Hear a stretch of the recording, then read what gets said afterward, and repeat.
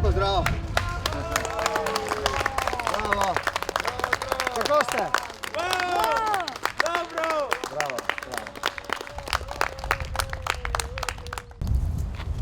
Spoštovani gospod direktor, obe pomočnici,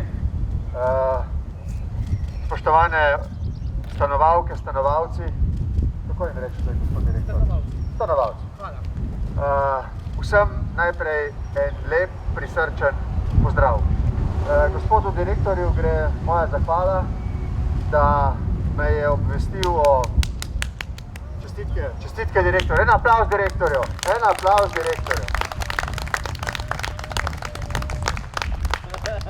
A veste, že ko dobite pisma in verjemite, v moj urad prihaja veliko pisem, človek lahko takoj vidi, ali je napisano s srcem ali je napisano z roko. In moram reči, da vaš direktor piše srce. En aplavz še za direktorja. Zdaj tak primanjkuje športnih prireditev, pa je lepo, da zloskamo.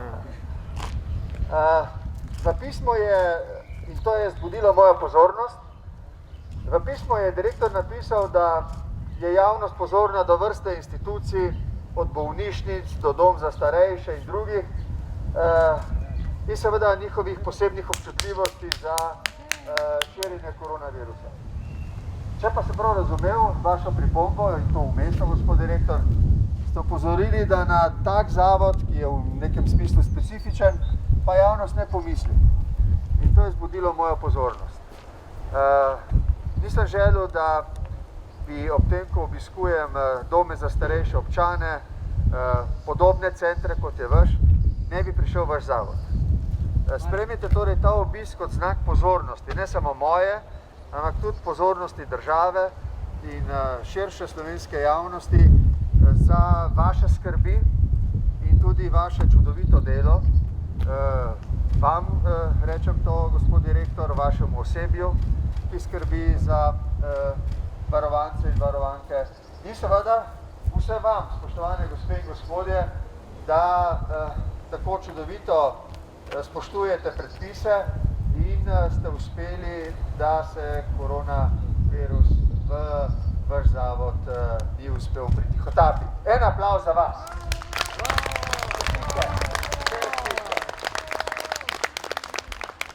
To je ena sjajna popotnica za prihodnost.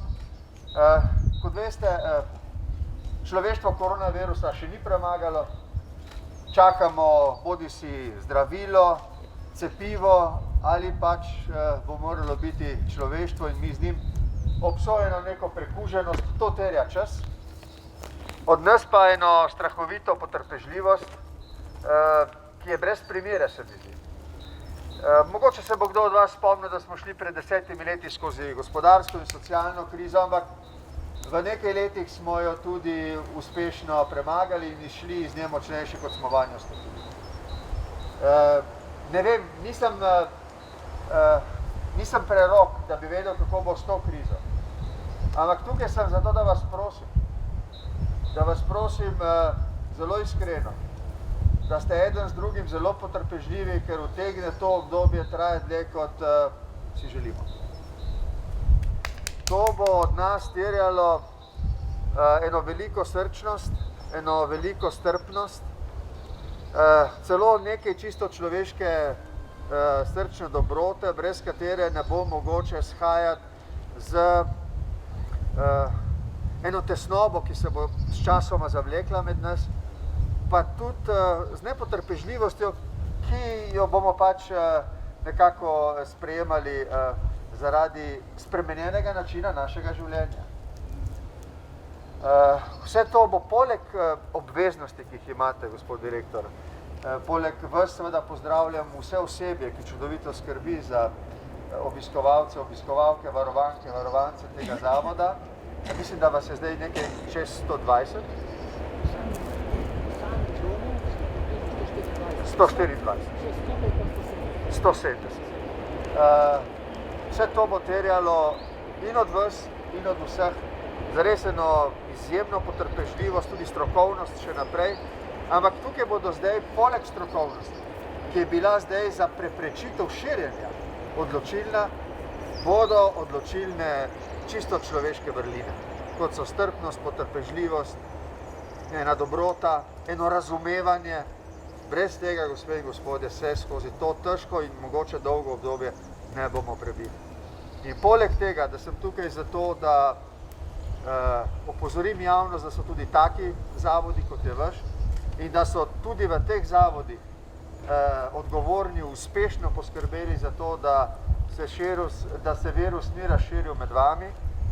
Sem tukaj zato, da tudi na vas apeliram, da tega ne vidite kot nek intermezzo, nek čas, ki bo hitro minil, ampak če ne bo, kot sem rekel, zdravila ali cepiva, kot eno daljše časovno obdobje, ki bo še naprej spreminjalo naš življenjski stil in zahtevalo od nas najboljše med našimi vrlinami, ki jih imamo. Od vsakega od nas bo terano najboljše in od nas vse skupaj kot skupnost.